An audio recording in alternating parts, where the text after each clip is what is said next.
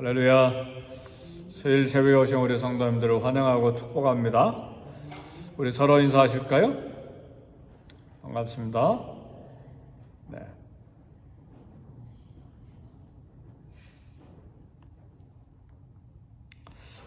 세상을 믿음으로 살아갈 때에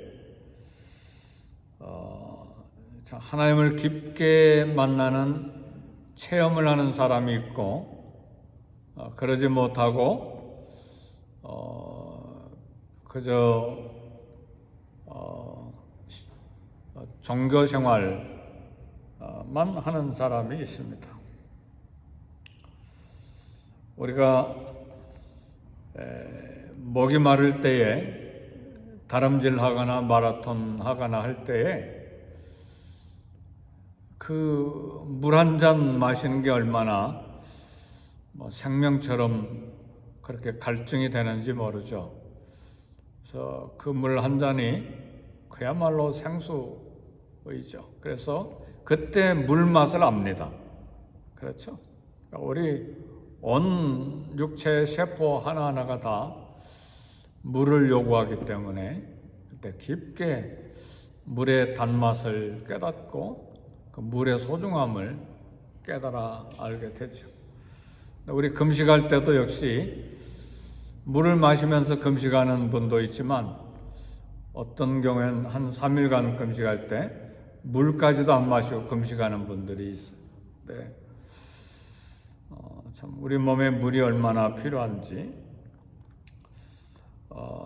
무슨 이야기를 지금 하기를 원하냐면 평범하게 이 땅을 살아가는 삶이 축복이기도 하지만 때로 갑자기 만난 어려움, 고통과 환난 때문에 그야말로 막 사력을 다해서 하나님 만나기를 원하고 하나님 응답 받기를 원하고 그건 그 하나님에 대한 갈증과 하나님 만나기를 소원하는 그 온 영혼에 사무치는 그런 영혼의 갈증은 말로도 할 수가 없을 정도로 깊은 것이죠. 감사한 것은 그때 하나님을 만나게 된다 그 말이죠. 그래서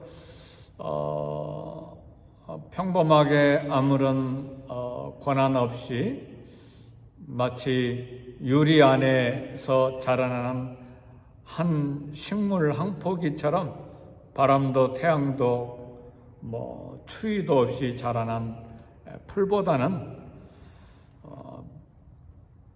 뜨거운 햇볕과 추운 겨울과 비바람 다 맞으면서 자라는 풀이 더 아주 강하게 자라는 것처럼 우리 신앙생활도 그런 고난의 현장에서 자랄 때에 강한 믿음, 또 하나님을 만난 강한 체험, 그리고 하나님을 깊게 만나는 그런 은혜가 있습니다.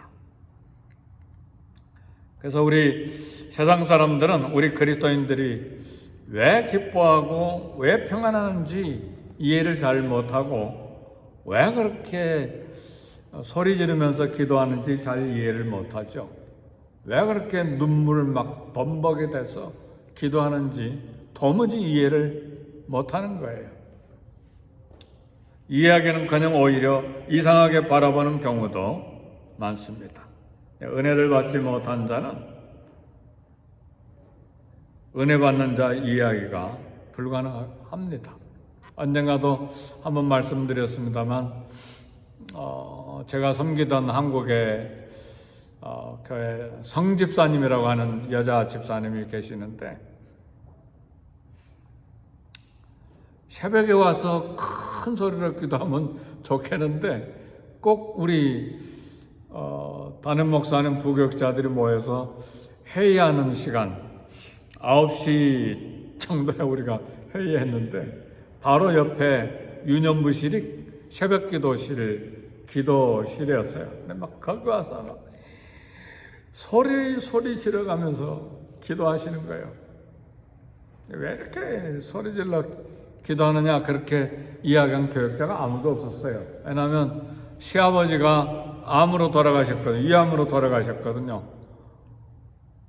근데 남편이 덜컥 위암이 걸린 거예요. 사랑하는 성도 여러분, 점잖게 서건서건 하나님 뜻대로 하소서 그렇게 기도하겠어요? 시아버지 암으로 돌아오고 자기 남편 이제 위암으로 죽어가는데 어떤 면에서 그 시간에 와서 기도한 건 교역자들이요 회의만 하지 말고 같이 기도해 주세요 그런 음성일 수도 있죠. 그렇죠? 막 소리 지르면서 아버지 살려주세요. 근데 기억은 안 나요. 몇 년 더 사셨는지 기억은 안 나는데 그분 집사님의 성함은 기억이 나요. 성씨였어, 성씨. 하나님을 만나는 체험이 중요합니다. 물론 순탄하게 평범하게 이렇게 믿음의 뿌리가 내려서 믿는 그런 것도 소중하지만 우리 믿음의 선배들과 성경에 나타난 모든 믿음의 선지자들과 사도들 다 보면 하나같이 사력을 다해서 주님을 만나야만 했어요. 오늘 다윗도 똑같습니다.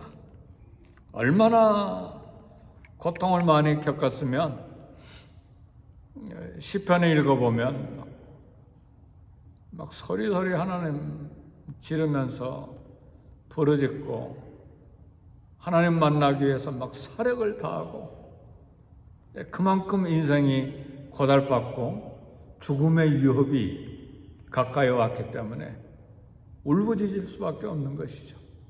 그렇죠? 그래서 만났던 하나님, 살려주신 하나님, 사랑하는 하나님, 그 하나님의 임재의 상징이 오베데돔 집에서 다윗성으로 옮겨오니까 너무 감격스러운 거예요. 그래서 에봇을 입었는데 제사장이 입는 에봇을 다윗이 입었는지는 잘 모르겠어요. 근데 막 좋아가지고 막 춤을 추다가 옷이 벗어진지도 모르고 속에 막 알몸이 다 드러나는 것도 모르고 막 춤을 추고 난리 났어요. 감격으로 환호성 지르면서 춤을 추며 기뻐했어요. 하나님의 임재, 하나님의 거주하신 상징인 법궤 앞에서 다윗은 하나님의 큰 은혜를 알고 체험한 사람이에요. 어떤 때는 하나님 만나지 못했을 때 막 두려워서 떨고 그랬죠. 한 여인이 창문을 통해서 왕이 몸을 드러내면서 춤을 추는 다윗을 보고 비웃었어요. 사울의 딸이자 다윗의 아내인 미갈이죠. 왕 다윗의 모습이 천하게 보였어요. 비웃었어요. 그리고 비난했어요. 미갈은 하나님을 알고 있었지만 하나님의 은혜를 개인적으로 체험하지 못한 여인이었어요. 사랑하는 성도 여러분, 하나님을 믿는 신앙은 체험신앙입니다. 하나님을 인격적으로 만나는 신앙이에요. 체험신앙이라고 하니까 막 기적을 체험하고 뭐 굉장한 권능을 체험하고 그것만 체험신앙이 아니에요. 인격적으로 우리 주님을 깊게 만나는 거예요. 살아계신 하나님 막 온 영혼으로 만나는 거예요. 말씀을 통해서, 기도를 통해서, 주님께 헌신하는 과정을 통해서, 봉사하는 과정을 통해서 하나님 여기 살아계시는구나. 하나님 내 삶을 책임지고 계시는구나. 하나님이 내 가정에 계시는구나. 어떤 때는 막 교통사고를 당할 뻔했는데 불과 몇 초 만에 싹 비껴나가면서 하나님이 구원해 주셨구나. 매 순간마다 하나님을 만나는 것이죠. 사도 바울이 다메섹에서 회개한 후에 비로소 하나님을 만났어요. 그동안의 율법으로, 자기 지식으로,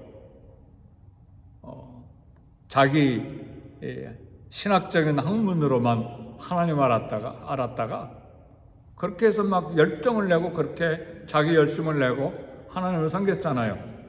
근데 예수님을 만난 거예요. 다메섹 길에서. 음성도 들은 거예요. 빛도 본 거예요.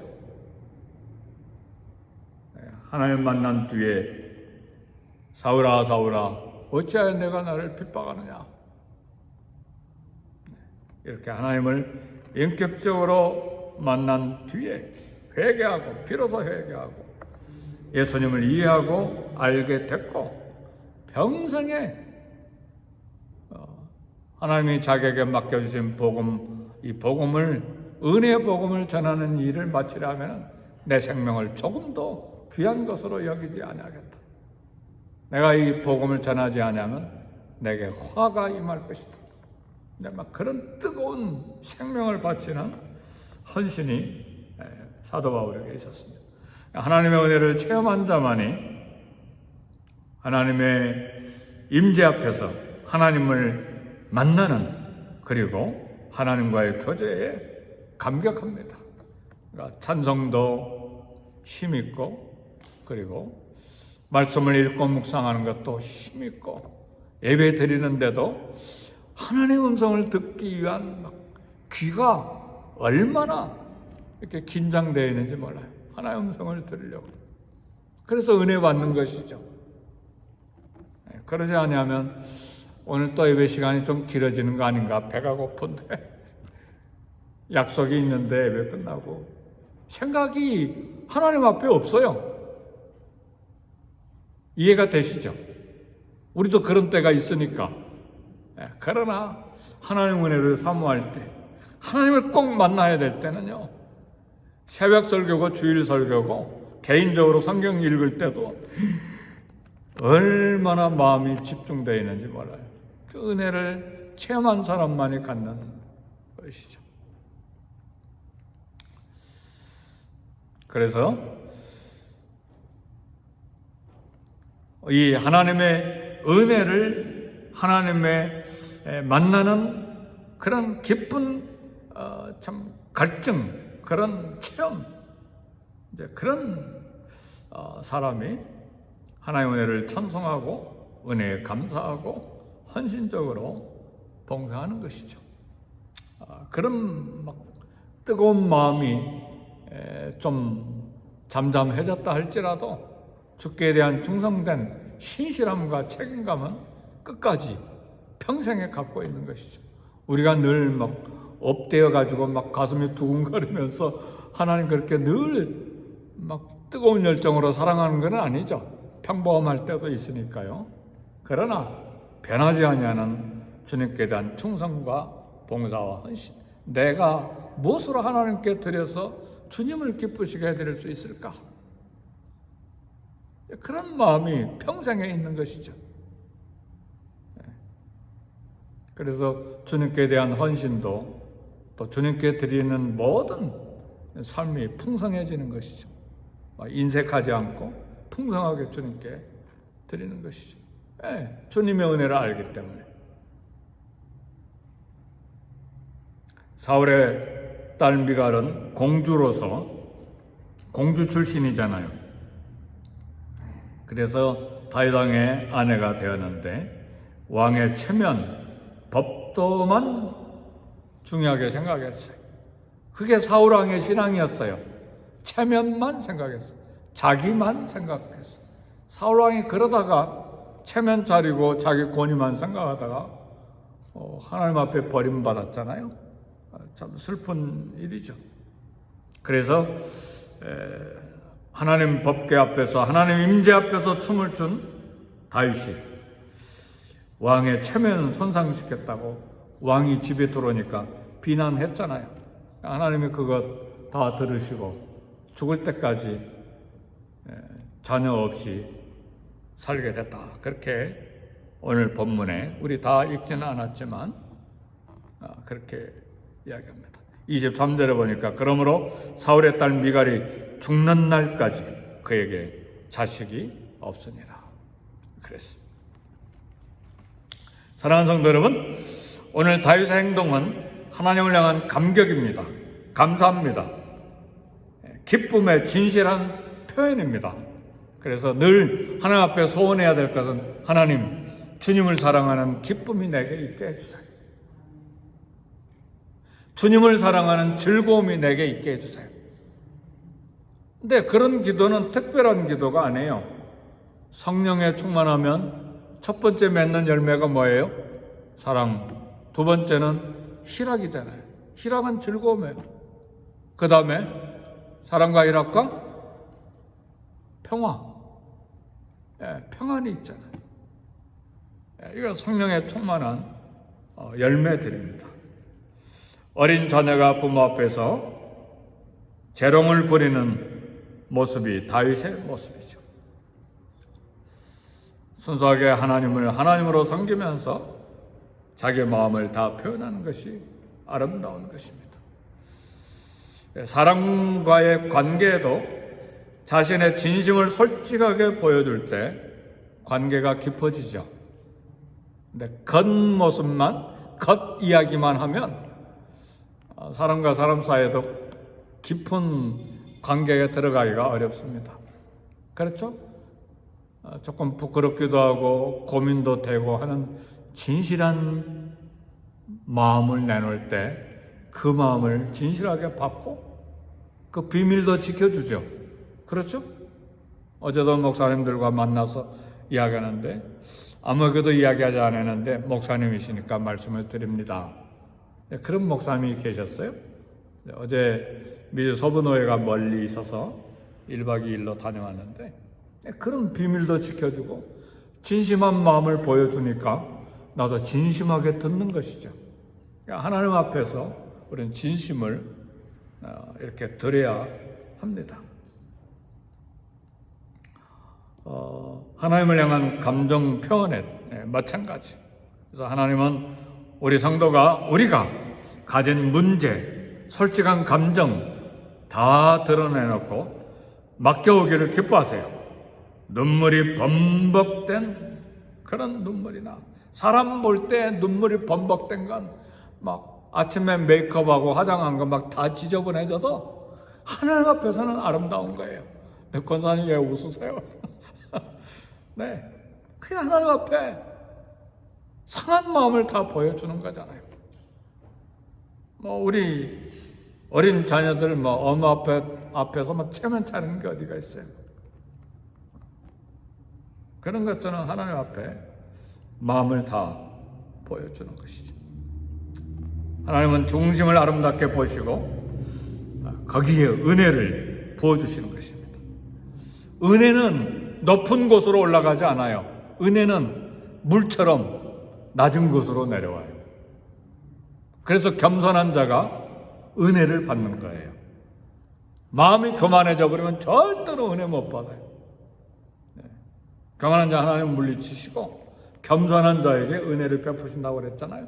그래서 하나님의 은혜는 항상 낮은 곳으로, 겸손한 곳으로 내려온다. 그래서 우리 마음도 교만해졌으면 그거 해결하기 위해서 기도 많이 해야 돼요. 내가 왜 이렇게 교만해졌는가? 교만은 어디서 나오는가? 그 대표적인 예가 불평불만. 이게 교만해요. 내가 불평불만할 이유가 어디가 있어요?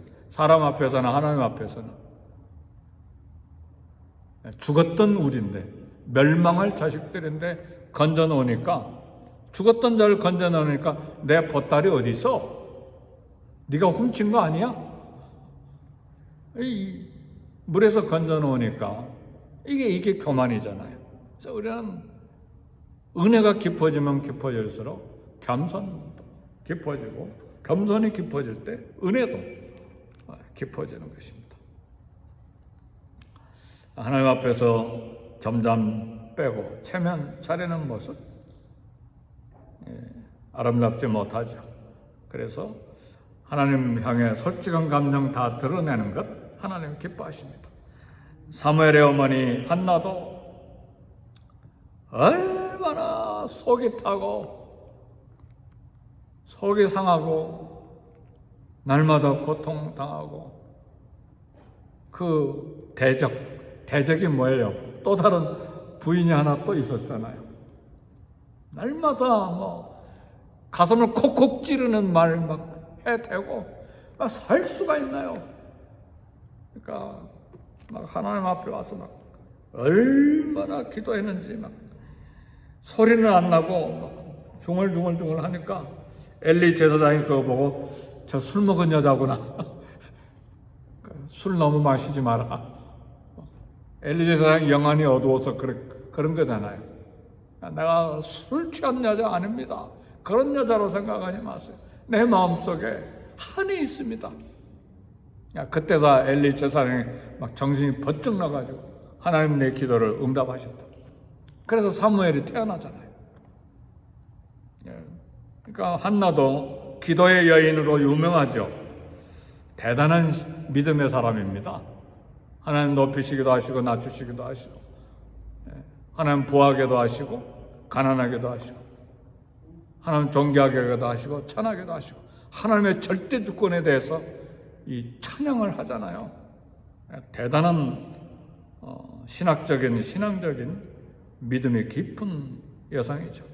하나님은 한나의 진정을 쏟아내는 모습을 기뻐하시고 기도 응답하시고 사무엘을 하나님 앞에 바친 뒤에도 아들 둘인가 하고 또 딸도 둘인가 많이 더 생산하게 해주셨죠. 어제 80세 넘으신 목사님 한 분이 1시간 정도 강의를 하셨는데 자기가 신장으로 죽음을 맞이하기 전까지는 대충 목회를 했대요.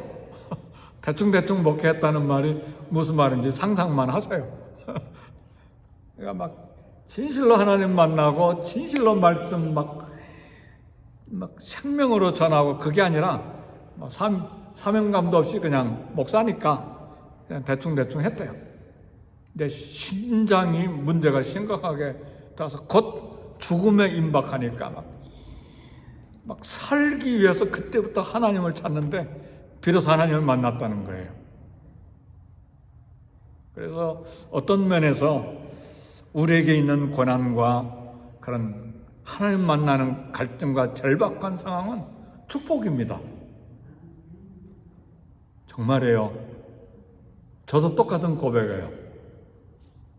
정말 어렵기 때문에 하나님 만나지 않으면 안 되기 때문에 무릎 꿇는 것이죠. 저 선교사 때는 제가 이리한 줄 알았어요. 모든 게 만사형통이고 다들 잘한다고들 칭찬하고 쌍밥을 내서도 교포교에서도. 그러니까 미국에 있는 한 목사님이 잘하는구나. 그럼 장학금 줄 테니까 흘러가서 공부하세요. 3년 동안 박사과정 마칠 때까지 장학금 줍니다. 아무나 그렇게 초청하는 게 아니잖아요. 그래서 공부한 거예요. 미국에 와서. 그래서 나는 위대한 줄 알았어요. 근데요, 목회 현장에 와서는 무능하다. 절대하게 무능하다. 그래서 무릎 꿇은 거예요. 그래서 감사해요. 비로소 내 무능을 깨닫고 비로소 하나님의 은혜를 온유은으로 사모하고 부족하지만 하나님이여 은혜 베풀어 주옵소서. 이게 축복이죠. 아멘 할렐루야. 이게 축복이지. 내가 위대하다. 나를 봐라. 나의 사역을 봐라. 이건 교만이죠. 평생 물론 그 속에서도 하나님을 만나지만 참 영혼을 사력을 다해서 하나님을 만나는 갈증은 없는 것이죠. 그래서 결론입니다. 하나님의 은혜 때문에 기뻐하고 춤추는 다윗은 우리가 이해할 수가 있어요. 왜 그렇게 춤을 췄을까? 왜 그렇게 하나님 임재의 상징인 법궤 앞에서 그렇게 기뻐하고 즐거워했을까? 얼마나 즐거웠으면 왕의 옷이 벗어진지도 모르고 알몸이 드러나는데도 춤을 췄을까? 그리고 그걸 보고 무시하고 비난하고 천박하다고 비난하는 이 미갈은 신앙 상태가 어떤 상태인가? 누가 하나님을 체험한 자인가?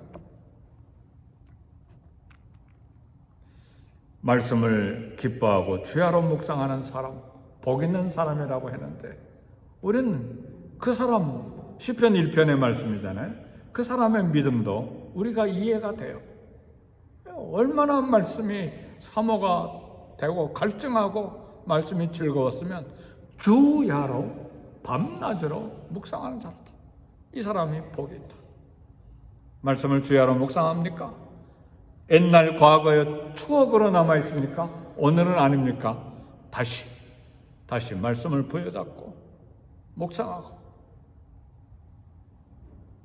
하나님의 은혜를 삼하고 말씀을 기뻐하고 그런 믿음 생활, 부흥입니다. 그것이 부흥이에요.